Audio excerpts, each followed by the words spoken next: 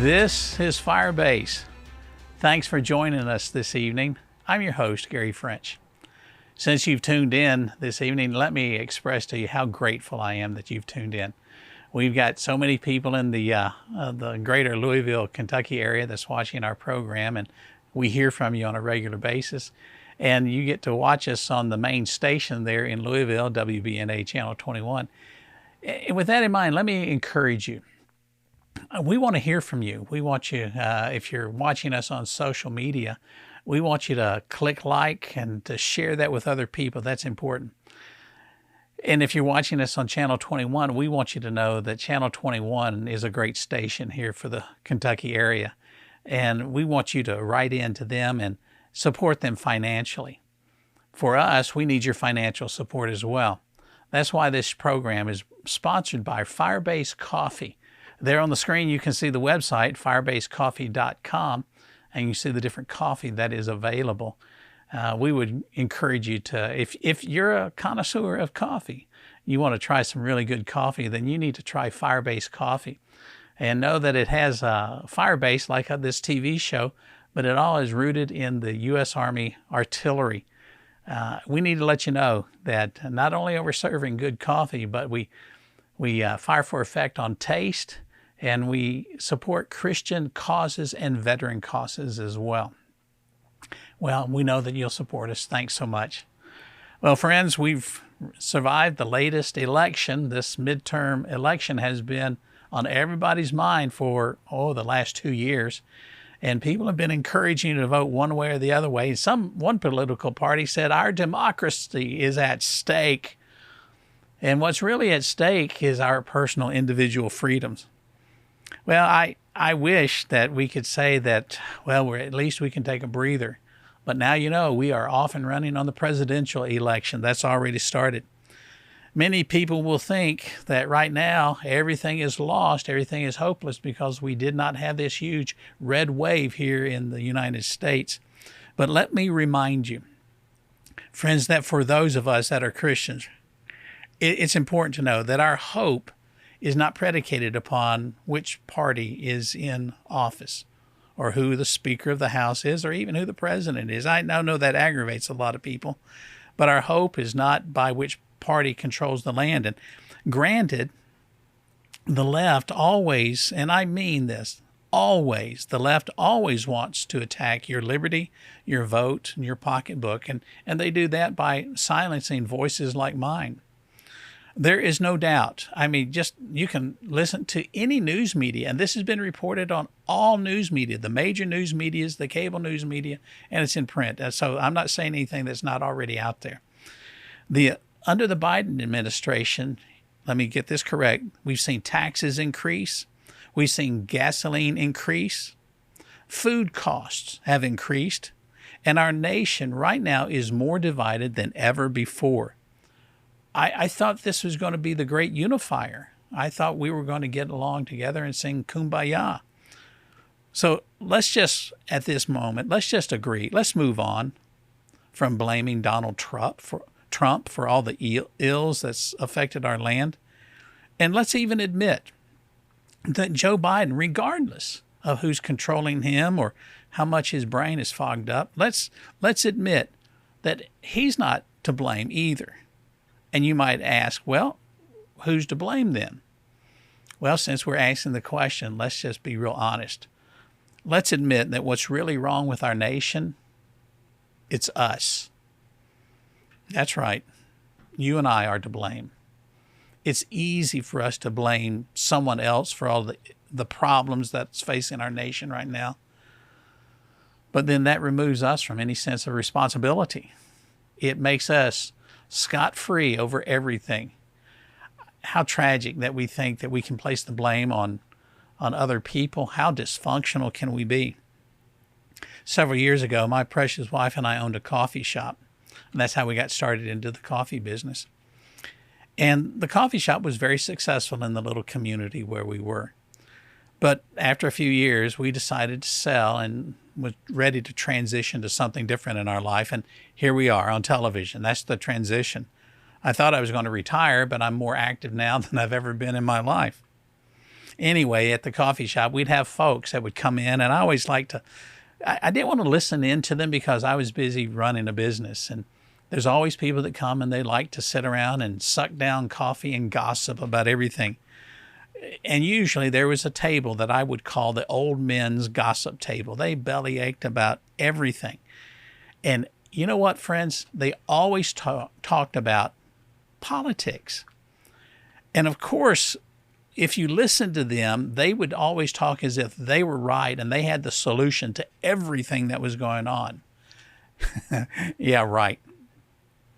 Then inevitably, in the course of the conversation, someone would come up to me and they would, friends, I've got to ask it like this. They would look at me and they say, "Preacher, what do you think? What do you think the problem is in our nation? And what do you think should be done?" And I would always tell them, "You don't want to know what I believe." Well, friends, they would ask and insist that I give them an answer. And so I would say, "Okay, you really want to know the answer?" And having their permission, I would look at them and smile with love. "You are. You're the problem." Well, friends, needless to say, that did not go over very well with these people that were paying me for coffee. And they would want to know, why did I think that way, or how did I come to that conclusion? Well, I would tell them, most of the time, folks like you just sit around and complain about everything. And you wonder why nothing ever gets better.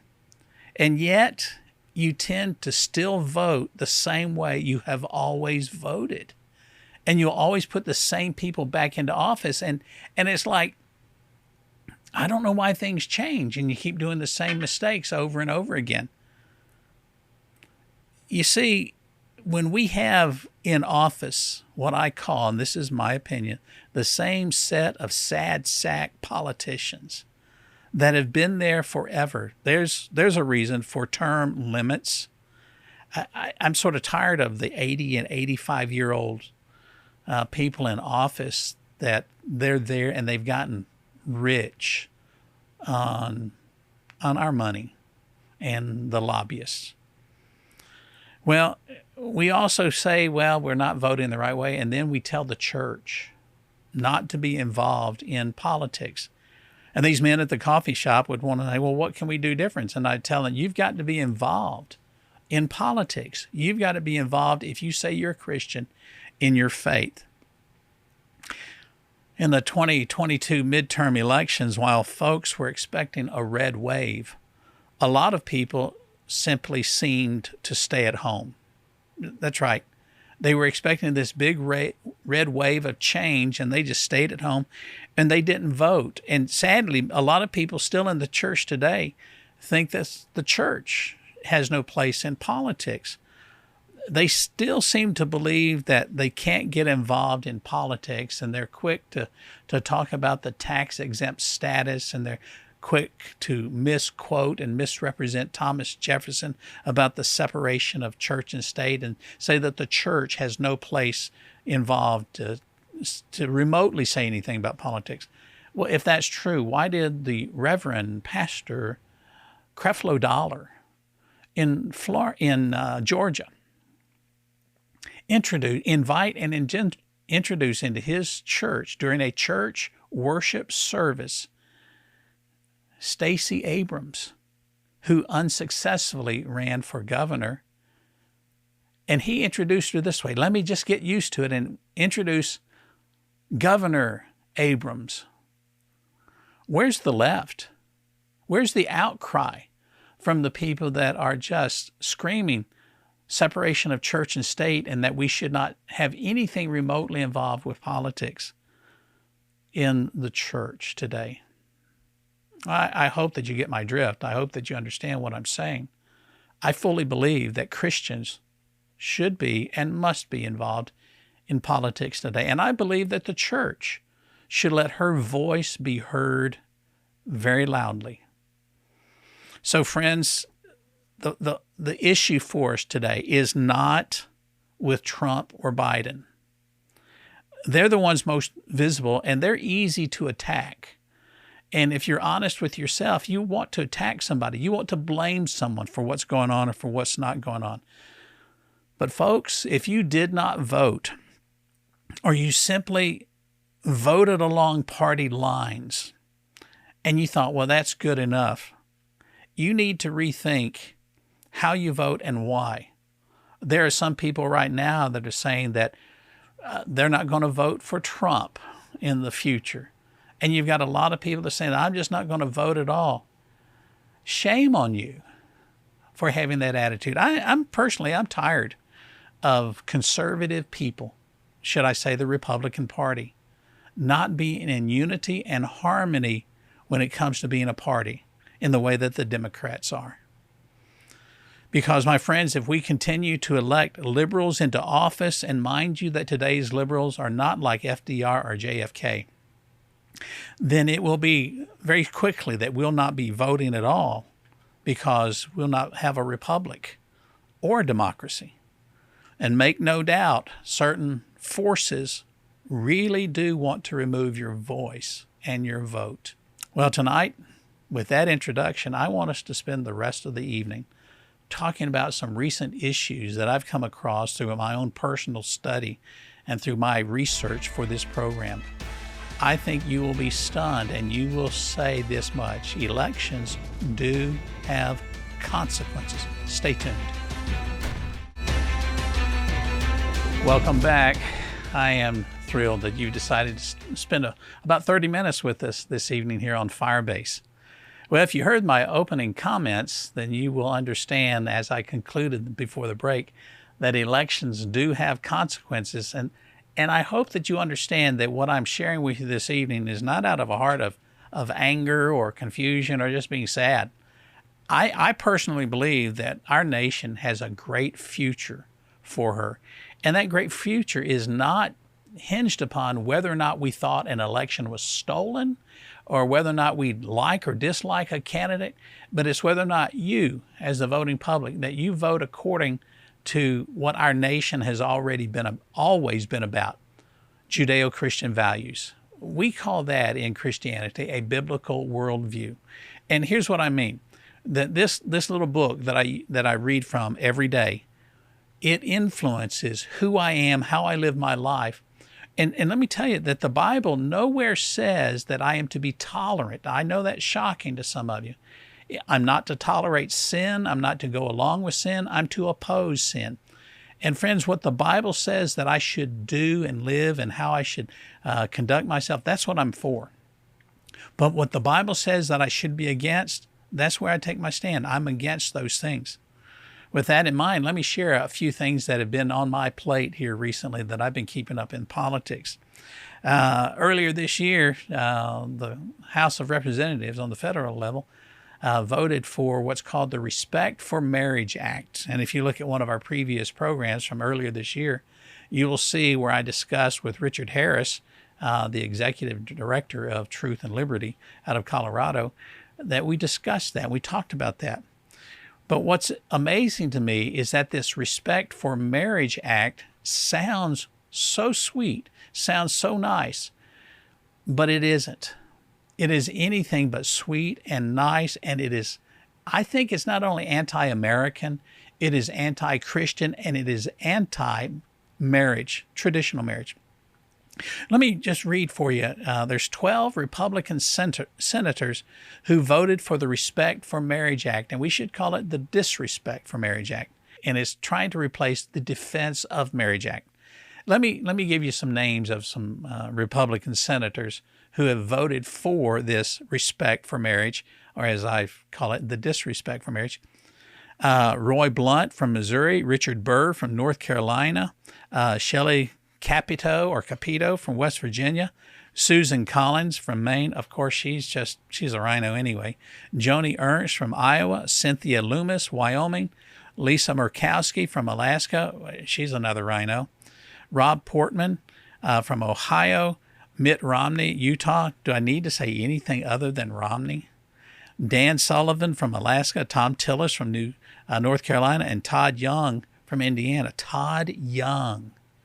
they voted for this. Somebody call these senators and tell them to get the blinders off. And I've got a list here of 47 House Republicans who voted for the Respect for Marriage Act. And when I got the list, I scanned through it to see if there's anyone that I knew or anyone particularly from Kentucky, and I didn't see their name. But here's what the article is all about. It says it's a bill supported by Biden that would legalize same-sex marriage nationwide. But here's what it does. It threatens Christians. It threatens not only the church, but it threatens every single Christian, every Christian organization, every Christian institution, every Christian hospital, every Christian school, every Christian university. Every facet of Christianity would be threatened by this so-called Respect for Marriage Act. Because what it does is that if you and I as Christians object to the homosexual push to legalize marriage and to have ceremonies where they can become man and man or woman and woman, what it does, it creates animosity that is already there, but it gives them legal reason and legal founding to push against Christians.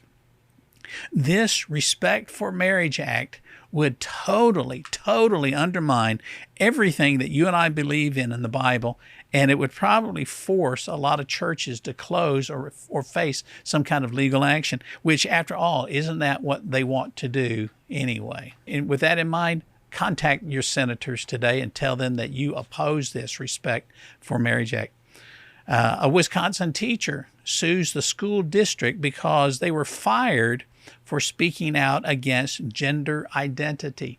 A Wisconsin teacher did not want to agree with the student being called by a certain pronoun, and they said, if you're a boy, you're a boy. If you're a girl, a girl. They had to, she was fired. This school teacher was fired because they stood against this gender confusion that's out there. And here's another story that I just read recently. It says a high school student was punished. They're punishing this girl that's part of a volleyball team because she didn't want boys into the dressing room to watch her undress. Now there's this boy who's playing on the female volleyball team. This boy is confused, thinking that he can choose his gender. And she goes on and says, I was taught girls should speak up when something makes them feel uncomfortable. And here's the bottom line. The school did not care. So she was punished for for having freedom of speech. And that's stunning to me. Let me move to this one right here. And friends, if you happen to, you'll see a chart that we've placed on the screen for you there. And it's a chart that talks about, I think it's a gender unicorn, and we could really put this under the file that the state is coming for your child, the government is after your children, and it says that in this California teacher, and I've got a picture of her here, and I don't want you to even see her picture. I'm not going to mention her name. I just don't want to give her more publicity, but I need you to know about this. This is stuff that's happening right now. She says that if parents don't like how she conducts herself, they can go to another classroom. Verbally, you know what she's doing? She's flipping the parents off and saying parents have no right in her classroom, and she can teach them. And here's what she did. It's there in Sacramento, in the Sacramento City Unified District. She gave a presentation on how to incorporate gender ideology into early childhood. Excuse me. And so it says that the California Teachers Association, which is extremely powerful there in the state, and probably the nation's largest labor union of the National Education Association, says now early childhood is from 0 to 8 years old. So that's kind of like from preschool to third grade. And the focus of the workshop is to provide you with positive strategies to support transgender and gender non-conforming children And basically what it is, they got this picture of this purple unicorn, and it says children get to choose their sex. Yes, Billy, I know you have a penis, but you can really be a girl today. That's quite all right. God made the mistake. You're all right. And how do you, Jonathan, how in the world did they have age-appropriate gender unicorn, and they discuss pertinent issues for these kids? And it's like, it just makes me so frustrated. It's like, and we've got people think, oh, that's just so inclusive, and we're doing gender equity now. And folks, that's demonic. That's demonic. And I've got to quote what my wife would say, and I'm sure this is going to get me canceled somewhere from somebody, but my wife would say, that's straight from the pits of hell. And here it is, the church is remaining silent, and people are saying we cannot be involved in our society anymore. Oh, my friends, what can we do? Well, when we come back, I'm going to tell you what we can do. And I'm going to read just a couple of snippets from other newsworthy items that are out there right now. And I hope that by the time we finish up tonight's program, you will discover, yes, you can get exasperated. I've been exasperated this evening. Forgive me. But I want you to know there is hope. And we'll be giving you some ideas exactly how you can find that hope and what you should be doing. Don't go anywhere. While you're drinking some good Firebase coffee, know that we will be right back. Welcome back. Well, friends, I've calmed down just a little bit, and Jonathan and I were able to do some deep breathing exercises and make sure that we felt better. You feel better? I feel a lot better too. Oh, I'm glad that he's here to keep me calm and confident and secure. I came across this article, and I want to share this with you before we get to our closing comments.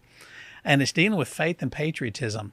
One of my favorite actresses, Candace Cameron Bure, stars. She is known as the Queen of Christmas for Hallmark Channel. And I've got to tell you, I stopped watching Hallmark a long time ago. Well, she's left Hallmark, and she, along with other people like David A.R. White, Michael Scott, John Schneider you remember the Dukes of Hazzard. These folks want to produce family-friendly movies, and a lot of them want to have a Christian theme to it. So Bure has left being the Queen of Christmas over at Hallmark, and she's joined with another Christian base, or I should say a family-friendly TV production studio called Great American Family Movies will focus on traditional marriage. I said, good for them. Well, let me tell you, she's received a lot of pushback from the Hollywood elites that they think these folks that are inclusive are not very inclusive when you share a Christian worldview.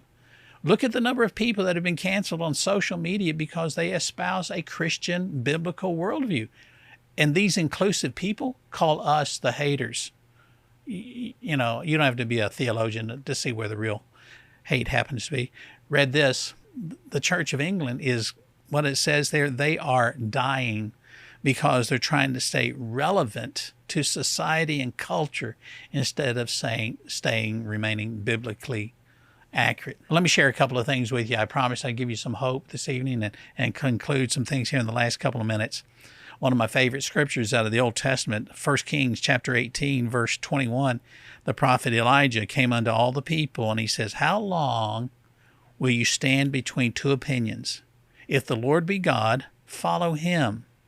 But if Baal, parenthetically, is God, then follow him. And one of the things that I said is the most condemning scripture verses I've ever read. It says, and the people answered him not a word. You see, when God's people remain silent, bad things happen. So I challenge you as a Christian to resist the temptation to remain silent and know that when you take a stand on your faith, someone is not going to like it. That's okay. But stand up and share a biblical value with an attitude of love. And here's what the Bible says in 2 Timothy chapter 4, verse 3 and 4 says, "For the time will come when they will not endure sound doctrine, but after their own lusts shall heap to themselves teachers having itching ears, and they shall turn away their ears from the truth and shall be turned into fables." That's what the cancel culture does. They don't want to hear the truth, so they just cancel you and cancel your voice. And Paul also wrote these words, "Now know this also, that in the last days perilous times shall come. For men shall be lovers of their own selves, covetous, boasters, proud, blasphemers, disobedient to parents, unthankful, unholy, without natural affections, truce breakers, false accusers, incontinent, fierce, despisers of those that are good." And the list goes on, just makes you so depressed when you read it. And then he says these words, stay away from people like that. Don't let them affect you to living a dark lifestyle. And he says, because there's people who are ever learning and never able to come to the knowledge of the truth. Here's the truth. There is a God. I'm not God. And as Zig Ziglar would say, you ain't either. But my friends, we need to know that if we want to have hope, we have to place our life, and that means our past, our present, and our future, in the one who is described as the creator of hope and truth and life and forgiveness. His name is Jesus. While here on this earth, let's remember that we've got something good to gain. And it doesn't come from how we vote, but it comes from in whom we have believed. His name is Jesus. Until next week, we look forward to seeing you again right here on Firebase.